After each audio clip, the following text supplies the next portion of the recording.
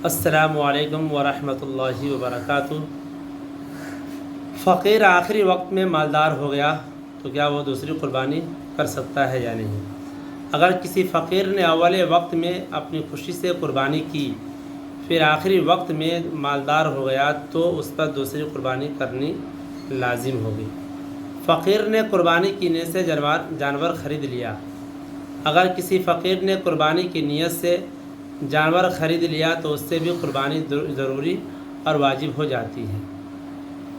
قربانی ابراہیم علیہ السلام کی یادگار ہے۔ ہر سال صاحب استطاعت مسلمانوں پر جانور کی قربانی کرنا جو واجب ہے وہ حضرت ابراہیم علیہ السلام کی یادگار ہے۔ اس لیے جانور ذبح کرنے کے بجائے اس کی قیمت صدقہ کر دینے سے قربانی کی ذمہ داری ادا نہیں ہوگی اور حضرت ابراہیم علیہ السلام کی یادگار پر عمل نہیں ہوگا۔ قربانی اور صدقہ میں کیا فرق ہے؟ حضرت ابراہیم خلیل اللہ علیہ السلام کے واقعہ سے معلوم ہوا کہ قربانی کا اصل مقصد جان کا نذرانہ پیش کرنا ہے۔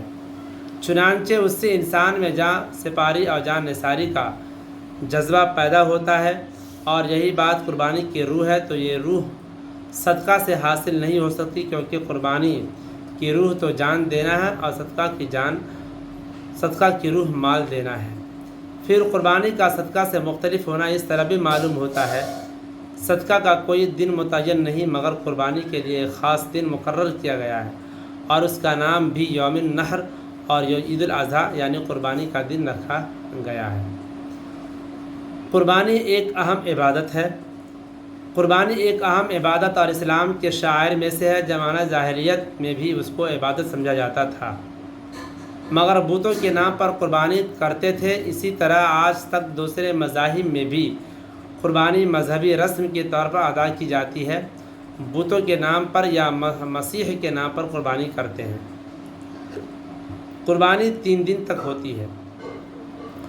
قربانی ذی الحجہ کی 10 تاریخ سے 12 تاریخ کی سورج غروب ہونے سے پہلے تک صحیح ہوتی ہے۔ 13ویں تاریخ کو قربانی صحیح نہیں ہوتی۔ قربانی دوسری جگہ کرنا۔ اگر ایک ملک والے دوسرے ملک میں قربانی کرے تو درست ہے، شرعاً اس میں کوئی قباحت نہیں یعنی برائی نہیں ہے، مگر بہتر یہ ہے کہ قربانی کا جانور خود پسند کرے، اس کی خدمت کر کے محبت کا تعلق پیدا کرے، کیونکہ یہ ایک بڑے ثواب کا ذریعہ بننے والا ہے۔ یہی نہیں بلکہ اولاد کی قربانی کے قائم مقام ہے، اور مستحب یہ ہے کہ قربانی کے جانور کو اپنے ہاتھ سے ذبح کرے۔ اگر خود ذبح نہ کر سکے تو ذبح کے وقت خود حاضر رہے، اور مستحب یہ ہے کہ اپنی قربانی میں سے کھائے، ہو سکے تو عید کے مبارک دن میں کھانے کی ابتدا اپنے قربانی کے گوشت سے کرے، اور پڑوسی عزیز و اقارب نیز غریبوں اور رشتہ داروں کو کھلائے۔ دوسرے جگہوں پر قربانی کرنے سے ان تمام برکتوں سے محروم ہو جاتا ہے۔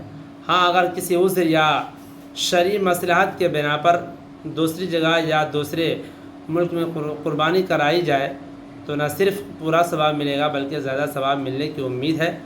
مثلا دوسرے ملک میں رشتہ داروں کا حق ادا کرنے کے لیے قربانی کا انتظام کیا گیا، یا وہاں کے لوگ زیادہ غریب اور محتاج ہیں، ایک نوالے کے محتاج ہے، جیسا کہ موجودہ زمانے میں افغانستان، فلسطین، افریقہ کے بعض ممالک ہے، تو وہاں قربانی کرانے کے لیے پیسہ بھیج دینے میں کوئی قباحت نہیں ہے۔